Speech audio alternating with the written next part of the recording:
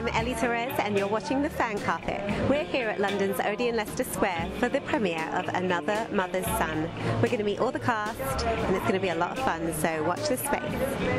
Please tell us a little bit about the movie. I've got to hold on to it. Yes, we have to. We have to stick together. Yeah. I love this film.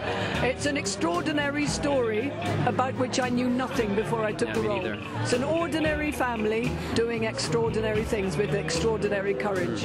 And it's based on a true story, isn't it? Your character, Louisa Gould. It is based on a true story. It's the Channel Islands. During the Second World War, the Nazis occupied the Channel Islands, and there were a lot of slave labour camps. Yeah, they brought 20,000-ish Russian slaves, Ukrainians from Europe, and made them work in the quarries to build defences against the Allies and the British, and underground tunnels and hospitals. And some of them escaped. Very cruel. And then the German resistance asked people in the community to take them in and shelter them. And my character did, because her son, her eldest son, had been killed in the war. And she grew to love Bill like her own son, probably held on to him too long, and that was her undoing. I spent a lot of time researching the character. There's a lot of stuff online about Harold. He actually came out of Belsen, the only surviving Briton of Belsen concentration camp, and managed to testify at the War Crimes Tribunal, easy for me to say, and he sent 3 Nazi commandants to prison. You know, so like he was incredibly courageous, even after what he'd been through, to stand up and to do that. You know, a great man. It was a real honour to play him. I really hope that I can. I hope I'm doing him justice. So I played the part of Nicole, who's Louise's friend. She's the French character in the story, and is very much part of that family. And she helps Louise through, through that whole journey. He has a moral quandaries, shall we say. So, I mean, what's fascinating about this situation is that of an occupied country is that everybody has choices to make. And those are reflected in shades of grey always. So it's never entirely black and never entirely white. But he is definitely on the grey side, and the choices he has to make, and ends up, I think, perhaps regretting along the line. So I play the character of Jess, who is a sort of, I'd say, a typical British girl during the Second World War, but she's actually having an affair with a German soldier, which happened a lot, but is obviously very frowned upon. She's actually one of the few fictional characters in the film. Obviously it's based on a true story, but her character was added in because there were a lot of people that were very suspect in who wrote the incriminating letter on Jenny's character. So they sort of added Jess in as that kind of younger version of someone who could have snitched, if you like, on their neighbours. So, and I imagine that did happen as well. Very much so, yeah. Tiny things, even if someone had a radio or anything like that. So in a way, Jess is sort of a hypocrite because she's sort of having an affair with a German officer, but then she's sort of writing incriminating letters on her friends when they've sort of done far worse, so far less worse rather. So I play Annie, and she is Bill's kind of love interest. She works for Louisa in the village shop. She's very much the girl next door, and her romance actually leads her to be moved out of the village because she's causing too much trouble for Louisa's liking. You played it really well. Luckily had a little sneak preview of the movie. Have you seen it yet? I've seen it once, yeah, in a screening a couple of weeks ago. At BAFTA, was that? Yeah, were you there? I was, yeah. It was fantastic, and I actually loved the relationship between you and Julian Kostov's character. And it was, I wanted some sort of resolution between those characters, and them to be reunited in the end. Me too. But it's based on a true story. But actually, she wasn't moved out of the village in the true story, so that's... So maybe they reunited. Oh no, because actually he ended up married to someone else. Yes, no, they didn't end up together. Oh no. Obviously it was inspired by true events, but how you came about writing it? Well, I decided some years ago that it was time to tell this story.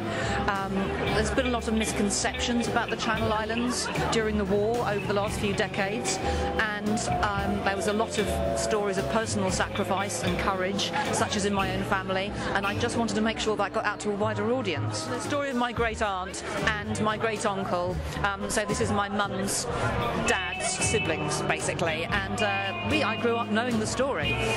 So did you feel a real sense of responsibility in telling this story and telling it sensitively as you did? I mean, it was absolutely incredible. It was a story I was very worried about getting right.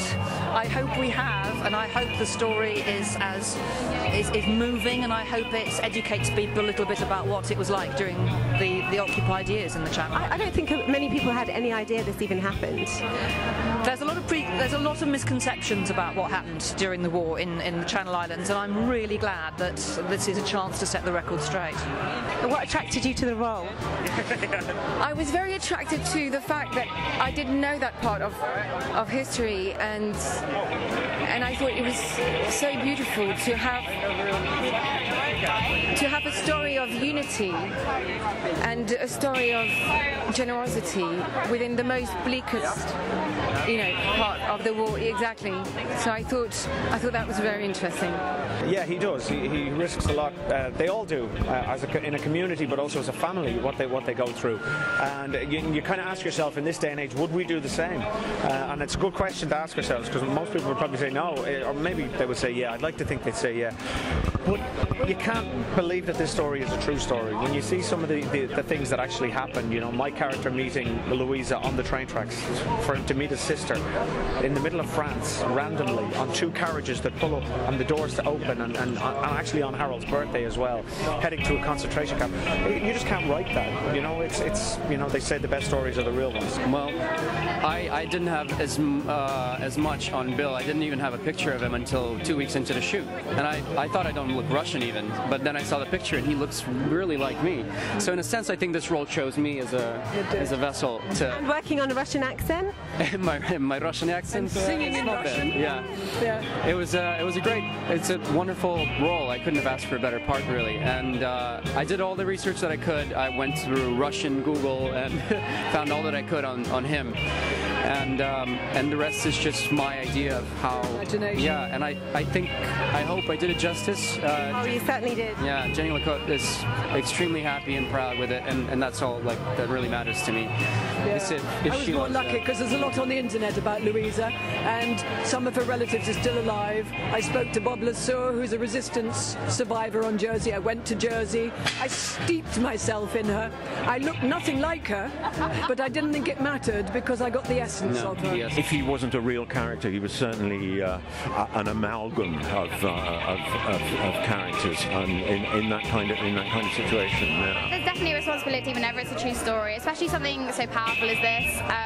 It's obviously some very delicate matters, and you want to do it justice because, like Louisa and all of them, they were incredible people, and you want to do their families justice, and yeah, obviously there's a responsibility there. It's very sort of true to the story in terms of, so Jenny actually met Louisa's family, sort of great-great-granddaughter and things like that, which I think was really nice to kind of get the very personal element on it, so it kept true to the story and also for the family, because I know sometimes true stories can be warped a bit and then people can get a little offended if it's to do with them, but it was all really nice and raw and true, and especially when it's about the war, it's all very nice timing. You have to play it very sensitively, I imagine. Of course, yeah, of course. And I imagine there was actually relationships between German soldiers and...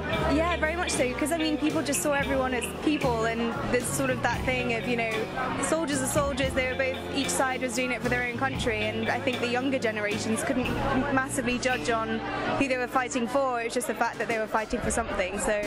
Well, I don't think people realised that Jersey was occupied by the Nazis. I mean, there was a wall being built to keep the Allies out, and that was the first port of call, Jersey. And I don't think people realise that. So it's a story that needs to be told. There's a sense that it was kind of maybe slightly brushed under the carpet a little bit, and hopefully this film will bring it all to light and people realise how courageous and how incredible the people of Jersey were at that time. And how was it working with Jenny Seagrove and Julian Kostov? Obviously you had a lot of scenes with both of them. Yeah, no, it was really, really lovely. Julian actually used to live around the corner from me, so it was so fun. Did you know each other before filming? No, but we got like driven home together every night. It was really funny. Jenny's obviously really lovely. It's just, whenever you get on well with the cast, it just makes everything more special. And was it, you were filming in Jersey, is that correct? Oh no, it was based in Jersey, the original story. Set in Jersey, but we were filming in Bath and then in some studios in London. It's bliss. She's wonderful. She is warm and kind, and it was. I mean, the family that is portrayed in the film is very much the family that was on set. It felt very warm and very congenial. This is really new for me. You know, I said to my friends, take some photos of me on this carpet because I might never be here again. You know. Oh, I think you certainly will. The British accent was amazing. I forgot you were Irish after. Thanks very much. That's one thing I am worried about, so we'll see how that goes. How will you be celebrating St. Patrick's Day tomorrow? I'll be raising a pint for Stephen Gately and for Paddy's Day, yeah. Do you use any particular acting techniques like method or miser or anything to help you get into character? I suppose we just live up the moment and try to... Emotional memory? Oh. Yeah, emotional memory and research. Research. You know, it's all about details. And I have to share with you, I had an extraordinary epiphany moment. I'd done all my costume fittings, I'd done all my research. I still couldn't feel her. And there was a photo I'd seen that kept resonating with me where she was laughing uproariously with her two sons, and they must have been about 10 and 12. And I thought any mother that has that relationship with her children has got to be extraordinary. And I was walking down the street about 8:30 in the morning with my dog about 2 weeks before we started shooting, and all I can say is she arrived. Yeah. It was like this bomb of laughter arrived in me, and I went, oh my goodness, Louisa, that's who you are. But to do such things, she must have been a great personality, and to unite the whole family around this very dangerous idea that put them... But when her granddaughter arrived on set, she confirmed that Louisa loved to laugh and that she was the centre of the community. So the feeling that I'd had arrived that morning was spot on. Can you tell us a little bit about your role in Outlander? Yeah, so Brianna, American, very different to Jess. Jess is obviously a little bit, there's actually a couple of scenes that we don't have anymore where Jess is sort of a little bit harsher as a character, but obviously Brianna's very out there, very American, very outspoken, whereas Jess is a little more quiet. So. And was that shot in the UK or in the US? For Outlander, that was the UK, yeah, Scotland. Yeah, so colder than here even, if you can imagine. And when does that come out? So September, so the second season's already out, third season will be September, and then we start season 4 in the autumn. What's next for you? Have you got any other film roles? I'm off to Australia next week. I'm shooting a TV drama there called Love Child. It's season 4. I play an Irish character who's a doctor, an Irish doctor. So yeah, I'm doing that next week, and then I'm back, and then we're having a baby. Very excited. And then, congratulations! Thank you very much. Yeah. What do you think us now? I can't wait. Yeah, I can't wait. Can you tell us why our viewers should go and see this film? Because it's a story about love and compassion. Yeah, and it has amazing, strong female characters, and it's female driven, and I think that's why it's so important to make movies like this, because we don't see them often enough. Because women rule the world! Yes, we do! Thank you so much, it's been an absolute pleasure. Say that one more time. If we don't rule the world, women, we should do! Another Mother's Son is out on March 24th. Go see it, it's a great film. You've been watching The Fan Carpet. I'm Ellie Torrez. Please follow us on Facebook, Twitter and Instagram. It's our home.